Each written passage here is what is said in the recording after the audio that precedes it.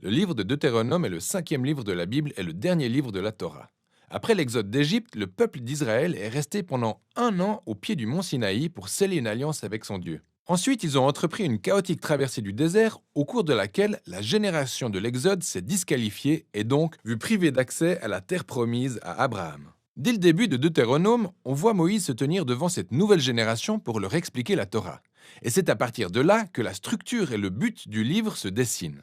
Le livre de Deutéronome est en soi une série de discours où Moïse appelle la nouvelle génération d'Israël à demeurer fidèle à l'alliance conclue avec leur Dieu. La partie centrale du livre sert de récapitulatif des lois, qui dictent les termes de l'alliance entre Dieu et Israël. Certaines de ces lois sont nouvelles, mais plusieurs d'entre elles sont des rappels des lois précédemment données au mont Sinaï. Et c'est en fait de là que le livre tire son nom. Ça vient du mot grec deutéronomion qui signifie deuxième loi. Et ces lois sont encadrées aux extrémités par 2 sections du discours de Moïse. Et chacune de ces sections est elle-même divisée en 2 parties. Voyons plus en détail comment tout cela fonctionne.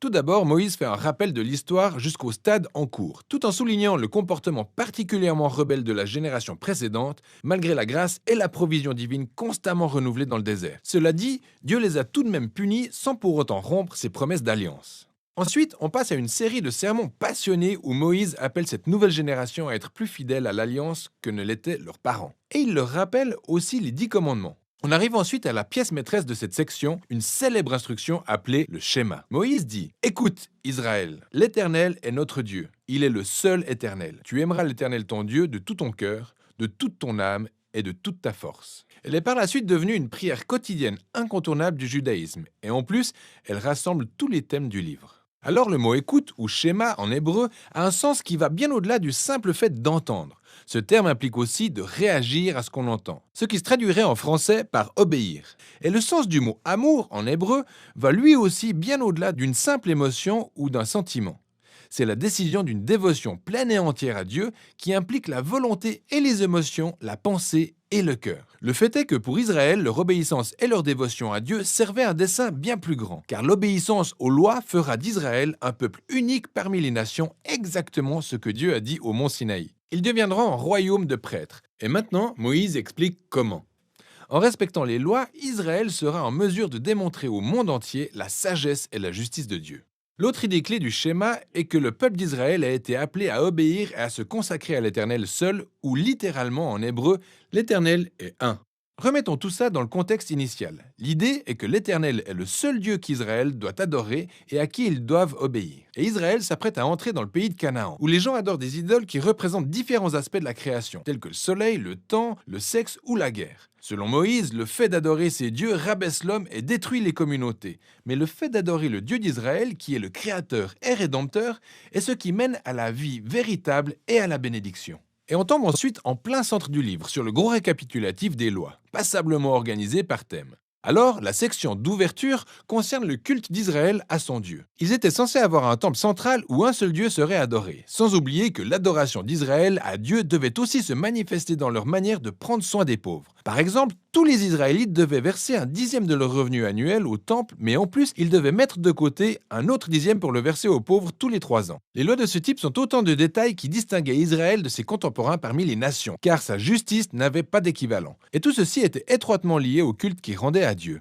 La section suivante souligne les traits de caractère requis par les dirigeants d'Israël. Les anciens, les prêtres et les rois étaient soumis à l'autorité des lois de l'Alliance. Et pour s'assurer que tous les appliqueraient, Dieu a envoyé des prophètes à qui ces dirigeants devaient rendre des comptes. Contrairement aux nations voisines d'Israël, où les rois étaient considérés comme des divinités qui dictaient leurs propres lois, les dirigeants d'Israël étaient soumis à la loi et aux prophètes. Et juste après ça, s'ouvre une vaste section sur les lois relatives à la vie civile en Israël. Ce sont les règles sur le mariage, la famille, l'entreprise et aussi la justice sociale, autrement dit, leur système juridique et leurs moyens de protéger les veuves, les orphelins et les immigrés. Puis d'autres lois sur le culte viennent conclure cette partie. Et maintenant, de petites astuces à utiliser dans la lecture de toutes ces lois. Rappelez-vous en premier lieu que ces termes de l'Alliance du Sinaï ont été donnés spécifiquement à l'Israël antique. Ils vivaient dans une culture très différente de la vôtre. Deuxièmement, ça n'avancera à rien de comparer ces lois à celles du monde moderne, car, une fois de plus, c'est un contexte culturel très différent. Elles ont été données pour distinguer Israël de ses contemporains, alors s'il doit y avoir comparaison, ça doit être avec les lois des voisins d'Israël, comme celles d'Assyrie ou de Babylone. Et en faisant cela, les lois qui semblaient strictes ou étranges deviennent subitement beaucoup plus claires. Vous vous rendez compte que Dieu hisse Israël à un niveau supérieur de justice jamais égalé auparavant. Et enfin, essayez de discerner les principes fondamentaux de sagesse ou de justice derrière toute loi et vous découvrirez des vérités très profondes. Alors, faites cet exercice et considérons que l'effort vous vaudra un point. Allez voir comment l'apôtre Paul s'y prend dans sa première lettre aux Corinthiens, chapitre 9, verset 9, où il cite une loi de Deutéronome, chapitre 25, verset 4. Son approche est vraiment intéressante. Bon, revenons à Moïse. Après avoir fait un rappel de toutes les lois, il incite une dernière fois le peuple d'Israël à écouter et à aimer son Dieu. Il commence par donner un avertissement suivi d'un ultimatum. Si Israël écoute et obéit à son Dieu, tout ira absolument bien, notamment une pluie de bénédictions divines. Mais s'ils n'écoutent pas et se rebellent, ils s'exposeront à la famine, au fléau, la dévastation et pour finir, l'exil de leur terre. Et tout de suite après, Moïse les oblige à faire un choix. Il leur dit: aujourd'hui, je mets devant vous la vie ou la mort, la bénédiction ou la malédiction, le bien ou le mal. Choisissez donc la vie en aimant le Seigneur votre Dieu, en écoutant ce qu'il dit. Moïse continue en disant: je sais qu'après ma mort, vous allez vous rebeller, vous détourner de Dieu et finir par être exilés. Ce qui est quelque peu déprimant, mais en même temps, il les fréquente depuis des décennies et il devient évident qu'il sait qu'en ne pas avoir des attentes trop élevées. Cela dit, tout n'est pas perdu, selon Moïse. Un jour, alors qu'Israël sera en exil, Moïse dit qu'à un moment, ils se tourneront vers leur Dieu qui, selon ses propres termes, circoncira vos cœurs afin que vous puissiez l'aimer de tout votre cœur, de toute votre âme et vivre.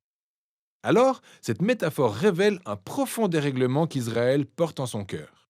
Il est entêté et endurci. En fait, ce dérèglement au cœur est propre à toute l'humanité. On peut même remonter jusqu'à la rébellion dans le jardin, où les humains ont commencé par se saisir de l'autonomie vis-à-vis de Dieu, en voulant redéfinir le bien et le mal par eux-mêmes, et ont de ce fait dégradé le bon monde de Dieu. Mais un jour, dit Moïse, Dieu fera quelque chose qui transformera les cœurs de son peuple afin qu'il puisse véritablement l'écouter et l'aimer du fond du cœur, pour qu'il puisse expérimenter la vraie vie.